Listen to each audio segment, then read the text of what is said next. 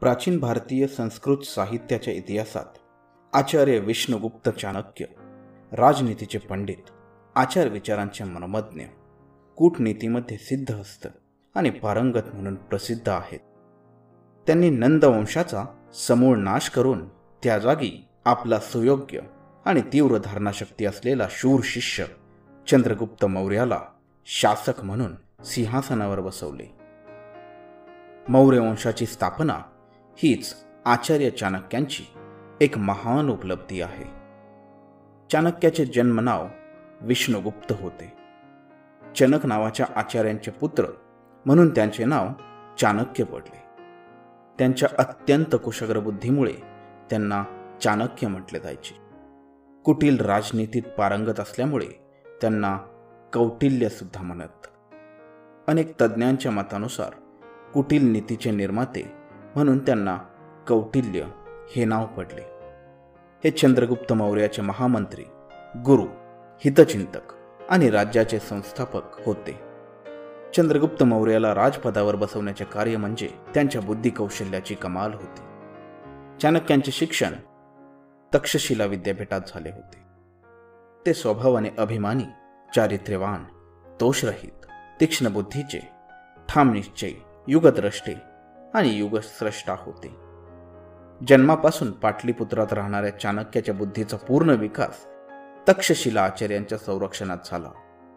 स्वतःच्या प्रगाढ ज्ञानाने तेथील विद्वानांना प्रसन्न करून ते राजनीतीचे प्राध्यापक झाले. देशाची दुरावस्था पाहून त्यांचे हृदय दुःखी होत असे. एक सविस्तर कार्यक्रम तयार करून देशाला एका सूत्रात बांधण्याचा निश्चय त्यांनी केला आणि त्यात ते यशस्वीही झाले. चाणक्य आणि चंद्रगुप्त मौर्याचा काळ एकच होता. चाणक्याचे घर शहराबाहेरची पर्णकुटी होते. ती पाहून चीनी ऐतिहासिक प्रवासी फायान म्हणाला, अशा विशाल देशाचा प्रधानमंत्री अशा झोपडीत राहतो?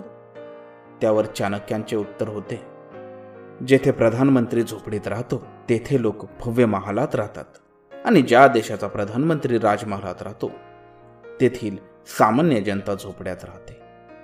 ज्या देशाचा प्रधानमंत्री एवढा समजूतदार, प्रामाणिक, जागरूक आणि चारित्र्यवंत, कर्तव्यपरायण असेल तो देश महान का नसावा? 2500 ईसपूर्वी चनकाचा पुत्र विष्णुगुप्ताने भारतीय राजनायकांना राजनीतीचे शिक्षण देण्यासाठी अर्थशास्त्र, लघु चाणक्य, वृद्ध चाणक्य नीतिशास्त्र इत्यादी ग्रंथांबरोबरच व्याख्यानमान सूत्रांची निर्मिती केली.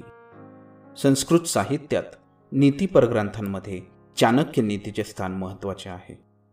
यामध्ये सूत्रात्मक शैलीत जीवन सुखी आणि संपन्न करण्यासाठी उपयोगी अशा अनेक विषयांवर प्रकाश टाकलेला आहे. चाणक्यांच्या मतानुसार आदर्श राज्य तेच आहे ज्याच्या योजना प्रजेला त्यांची जमीन, संपत्ती आणि धान्य मिळवण्याच्या मूळ हक्कापासून वंचित करणाऱ्या नसतात.